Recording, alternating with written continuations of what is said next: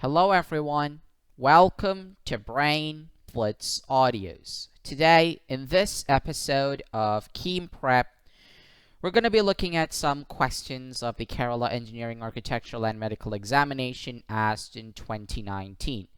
So for exams such as these, questions from math, physics, and chemistry would be asked to you, and the best way to prepare for those is to look at previous year questions. Today we have another set of previous year questions from the same exam. Let's begin. Here's a question from physics. A point dipole with dipole moment, vector p equals p naught times k cap, is kept at the origin. An external electric field given by vector E equals E naught times 2I minus 3j plus 4k is applied on it. Which one of the following statements is true? The force on the dipole is 0 while torque rotates the dipole on the xy plane. The force on the dipole moves it along the direction of the electric field. Interaction or energy between the dipole and the electric field is 0. Potential along the xy plane with z equals 0 depending on the value of p naught. And the application of the electric field orients the dipole along the minus k direction. So, how do we solve this question? If you look at the question closely, you see that we have an external electric field. Now, most of the time, the external electric field E is uniform. So, vector E is uniform, which means that you can take the net force on the dipole to be 0. So, the net force on the dipole is 0. But still, we do have individual forces that act together in order to make F net 0. And the couple forces, they act to constitute torque or moment of force. So we will use the formula for torque here. So torque is vector P cross vector E. So basically, it's the dipole moment, vector P, cross the electric field vector, vector E. So now we know that P is P naught K cap, and E is E naught 2I minus 3J plus 4K. We're now going to apply those values. So P cross E will now become P naught K times E naught into 2I minus 3j plus 4k. So now we're going to distribute this. So now we get P naught k cross 2E naught I minus P naught k times 3E naught j plus P naught k crossed with 4E naught k. Now basically, when you are doing k cap times I cap or k cap times j cap, we're essentially following this particular method. So I, j, and k are arranged in a circle, and when the circle moves any counterclockwise, the product will lead to the third value. So basically, I times j gives you k. I cross j gives you k. J cross k gives you I, and k cross I gives you j. The opposite is also true. If you go clockwise, you get negative values. So basically, k cross I gives you minus j, and k cross j gives you minus I, and j cross I gives you minus k. So on and so forth.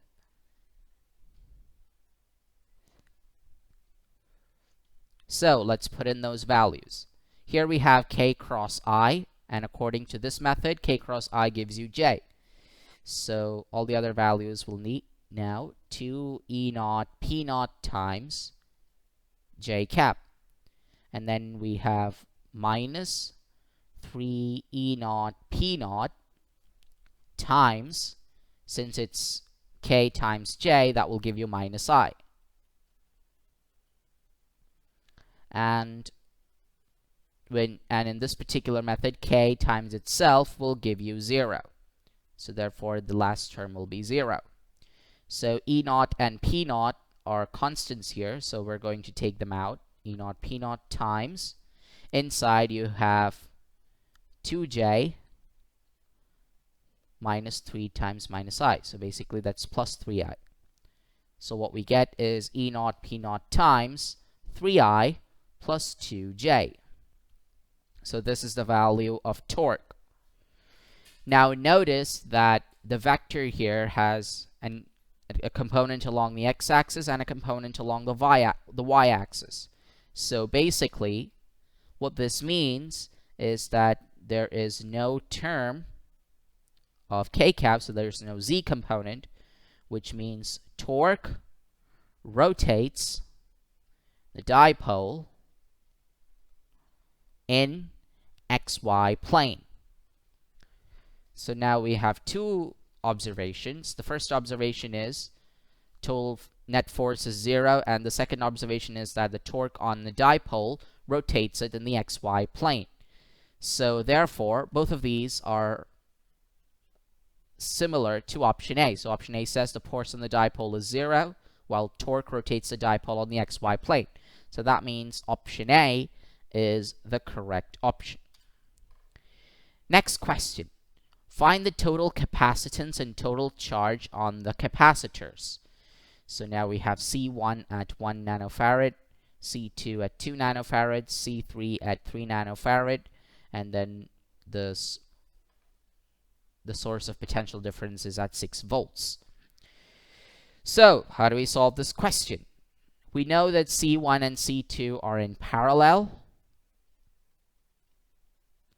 So that means their equivalent, C12, will be equal to the sum of both of those values. So C1 plus C2. That means 1 plus 2 nanofarad. So you have 3 nanofarad as the equivalent capacitance across C1 and C2. Now, C12, the equivalent, and C3 are in series. And when they are in series, the resultant will be smaller than either of the values.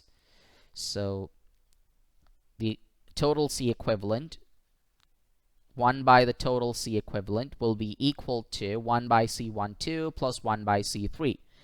So that's 1 by 3 plus 1 by 3, which is equal to 2 by 3. So therefore, C equivalent will be the reciprocal of that value, which is 3 divided by 2. And that is equal to 1.5 nanofarad. So now we know the total equivalent. So now we know the total equivalent capacitance, and we also know the potential difference. We're going to find out the charge. So total charge, Q total, is equal to C equivalent, that's the total capacitance, times the potential difference at the battery, which is V. So therefore, Q total is equal to 3 by 2, which is 1.5, times V, that is 6. So 2 goes into 6 3 times, so we have 3 times 3, so that's 9 nanocoulombs. So the total charge is 9 nanocoulombs, and the total capacitance is 1.5 nanofarad. So therefore, among the following, it's clear that option A is the correct answer. All we have to do was take two cases, one case for the parallel capacitors here, and then another for the series between this resultant and the 3 nanofarad capacitor. And after finding the equivalent capacitance, just use the formula Q equals CV to get the total charge. Now let's look at another physics question. Find the voltage and current passing through the resistor R2 as shown in the following circuit. So R1 is 3 ohms, R2 is 2 ohms, and R3 is 2 ohms. The total voltage, the total potential difference here is 8 volts. So how do we solve this question? We need to first find the equivalent resistance. So over here, we know that R2 and R3 are parallel. So that means 1 by R23 will be equal to 1 by R2 plus 1 by R3. That is equal to 1 by 2 plus 1 by 2, which is equal to 2 by 2, which is equal to 1. So therefore, R23, that is also equal to 1 by 1, which is 1 ohms. So the equivalent resistance between 2 and 3 is 1 ohm. And the total resistance, R equivalent, will be R1 plus R23, that is 1 plus 3, which is equal to 4 ohms. So the total resistance across the circuit is 4 ohms, and the total potential difference is 8 volts. That means, according to Ohm's law,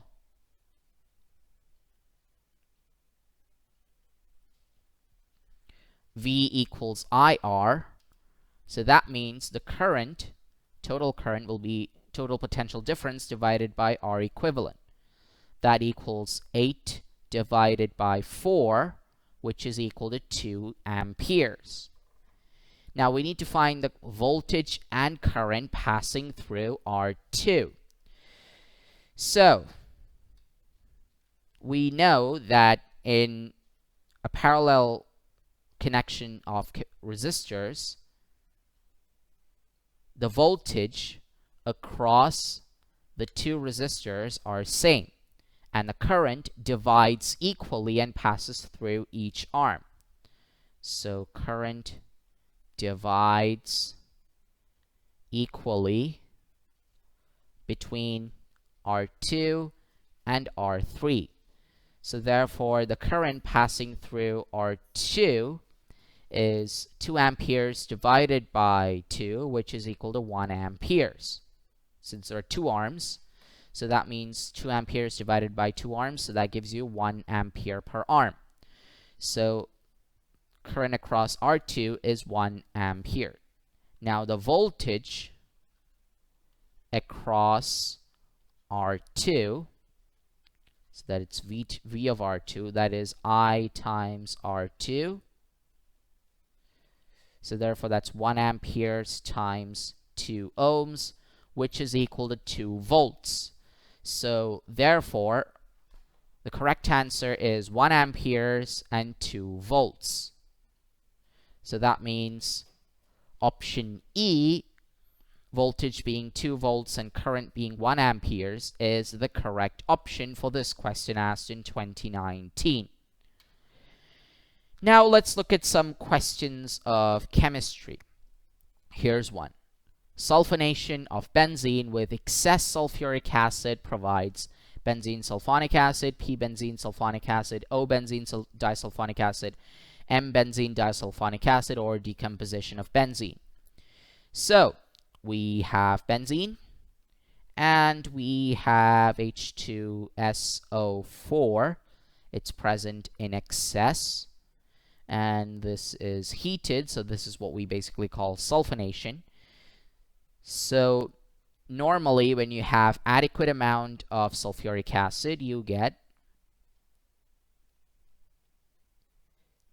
benzene sulfonic acid, and you'll have water as a byproduct. But over here, H2O is in excess, so it reacts with the extra H2SO4 left. So basically, it's sulfuric acid that's in excess. So we have still a lot of sulfuric acid present, so the benzene sulfonic acid that we formed again reacts with H2SO4, and since this particular group is meta-directing, we will get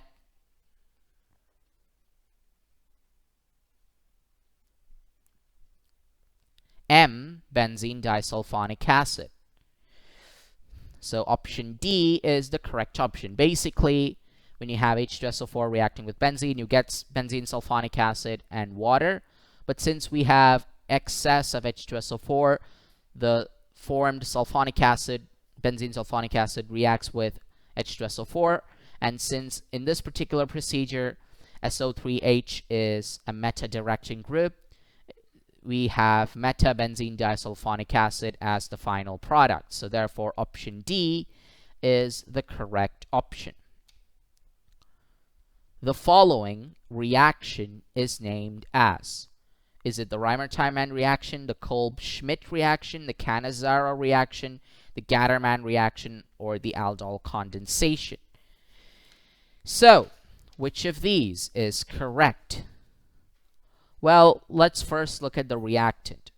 We see an aldehyde here because of the CHO group, and we notice that the alpha carbons here, they have 4 bonds with other carbon. So that means no alpha hydrogen is present. Second, we see that this reacts with alcoholic KOH in the presence of heat. And 3, we get the potassium salt of a carboxylic acid. So all of these attributes are present for the Cannizzaro reaction. So the Cannizzaro reaction occurs in aldehydes, which doesn't have an alpha hydrogen, and they react with alcoholic KOH in the presence of heat in order to form potassium salt of carboxylic acid. So that means option C, Cannizzaro, is correct. The other options have different conditions. Over here, the condition is that there is no alpha hydrogen, so that means this is the Cannizzaro reaction. It's a defining characteristic of the Cannizzaro reaction. Next, benzonitrile can be prepared from benzaldehyde on treatment with ammonia, ammonia followed by hydrogenation with nickel, NH2OH, NH2OH followed by dehydration with acetic anhydride, and then hydrogen cyanide. So, in order to form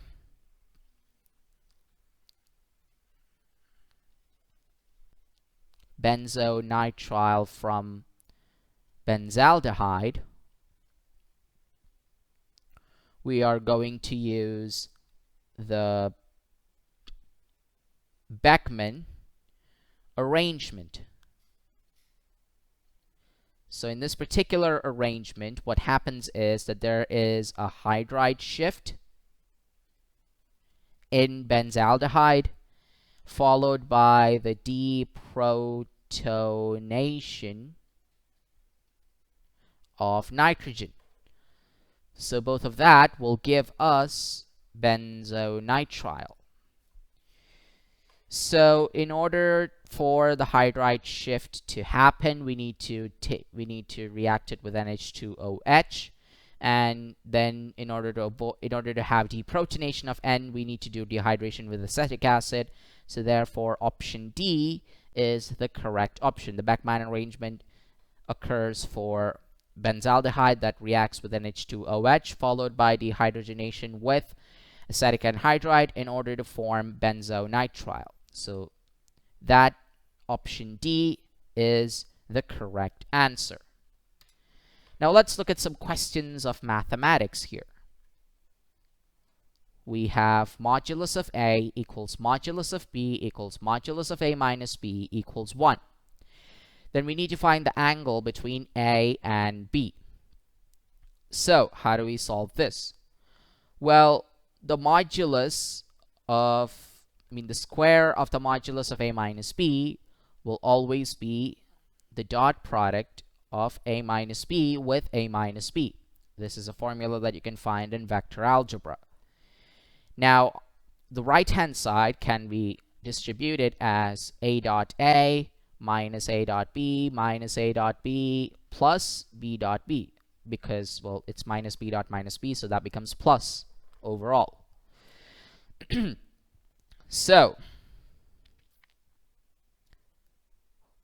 we are now going to use the same formula here. So we have A dot A, so we can write that as modulus of A square, and B dot B is written as modulus of B square, and then you have minus 2 times A dot B.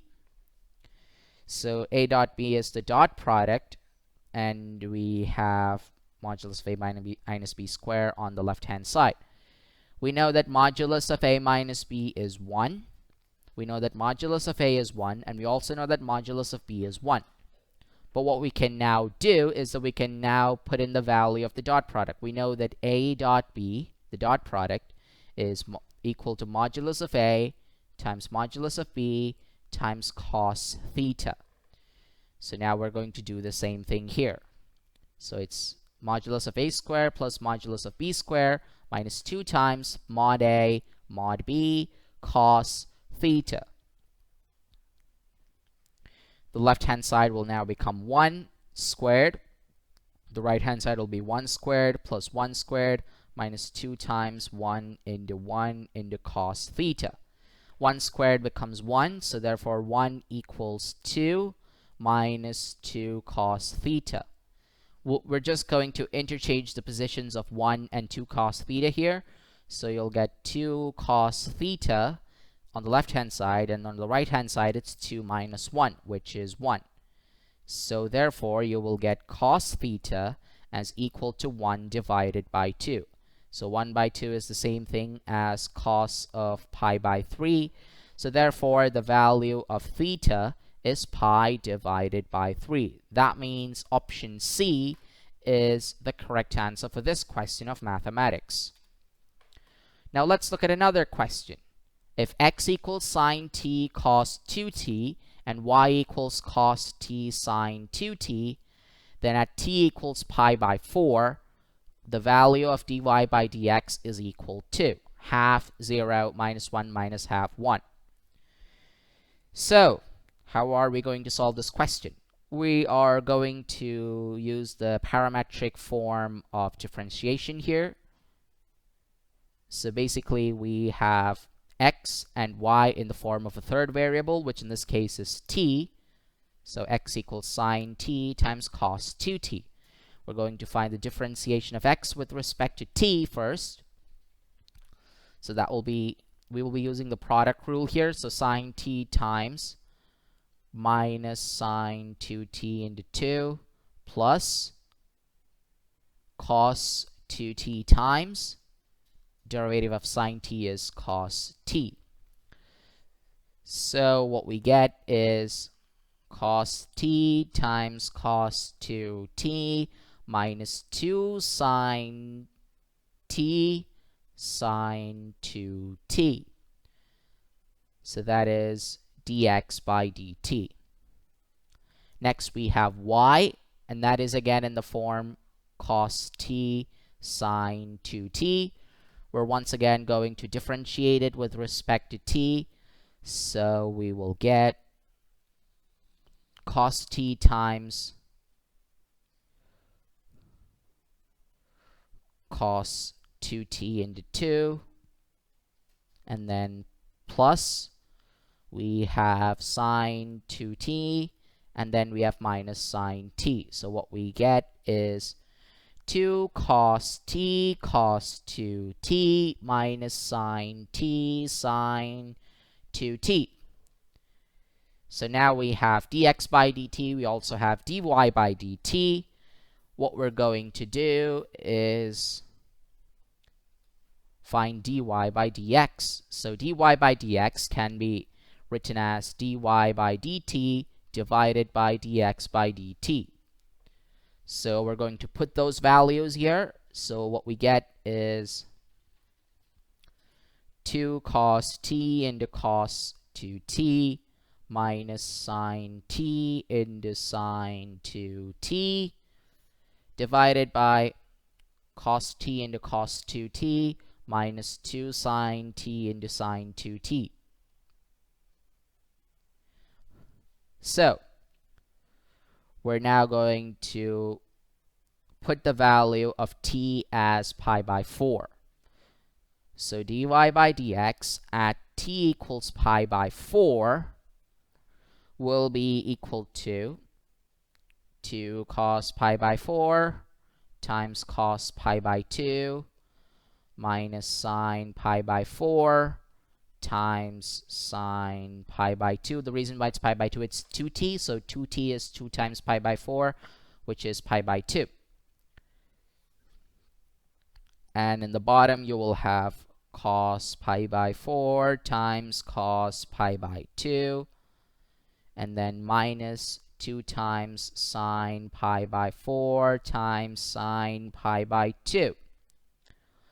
So cos pi by 4 is 1 by root 2. Cos pi by 2 is 0. Sine pi by 4 is also 1 by root 2, and sine pi by 2 is 1. So when you have terms with cos pi by 2, we can just equate them to 0. So 0 minus 1 by root 2 into 1 divided by 0 minus 2 times 1 by root 2 into 1. So basically, dy by dx at t equals pi by 4 is equal to minus 1 divided by root 2, the whole divided by minus 2 divided by root 2. Minus gets cancelled, root 2 gets cancelled. What we have is 1 divided by 2. So dy by dx at t equals pi by 4 is half.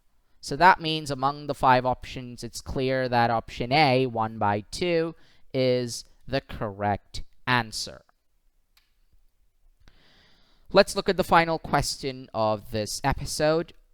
If f of x is sine log x, then find the value of fxy plus f of x by y minus 2fx cos log y. Is it 0, cos log x by x, 1, half, none of these? So which of these is the correct option? Well, for that, we need to find f of xy and f of x by y. We know that f of x is sine of log of x. So that means f of xy will be equal to sine of log xy. And log xy can be written as log x plus log y. And to know why that happens, then it's just sufficient to know that it's a common property of logarithms. It's an identity, and you can learn more about other identities at our video on logarithms and how to calculate a log easily within 15 seconds. Links in the description. Moving on, we also have f of x by y. So that will be sine of log x by y, and log x by y will be equal to log x minus log y. Again, watch that video, don't forget. So now we know the value, the expression for f of xy and the expression for f of x by y. We can add 1 and 2. So what we get on the left hand side is f of xy plus f of x by y. And on the right hand side, we will get sine log x plus log y plus sine log x minus log y. Let's consider log x as a and log y as b. So we have sine a plus b plus sine a minus b. So we're going to do a little detour here. Sine a plus b is equal to sine a cos b plus cos a sine b, and sine a minus b is equal to sine a cos b minus cos a sine b. So these are trigonometric identities, and we're going to use them on the right hand side of this equation. So the right hand side will now be equal to sine log x plus sine log y.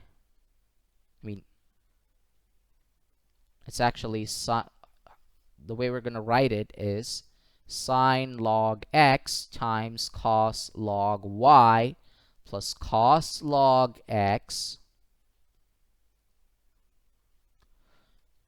times sine log y. So this is sine of a plus b. Now we're going to write sine of a minus b, so that is sine log x times cos log y, and then minus cos log x times sine log y. So basically, cos log x, sine log y, both that terms can be cancelled out. the remaining, what we have on the left hand side, will now be equal to 2 sine log x and then cos log y. And since we know that f of x is sine log x, we're just going to put that value here. So it'll be 2 times f of x times cos of log y. So that is f of xy plus f of x by y. If we were to take the right-hand side to the left-hand side, what we get is f of xy plus f of x by y minus 2 f of x times cos log y. The right-hand side will be 0. And if you remember, the left-hand side is the value that we were asked to find in the question. So the value of that particular expression will be the right-hand side, which in this case is an absolute 0. So therefore, option A, 0, is the correct option for this question, which was asked in 2019. We hope you found this episode interesting. That's the end of the video. If you want to access more of our useful content on Keam, don't forget to subscribe to our channel, Brain Blitz Audios. You can also hit the link to the link in the description that leads to the Keam playlist, where you can access all of our other videos on Keam. If you want to get the latest updates from Brain Blitz Audios, don't forget to hit the notifications button, the bell icon below. And if you want to check out the log video, that again will be in the description. Don't forget to check that out. So until the next webisode, take care, stay safe, bye-bye for now.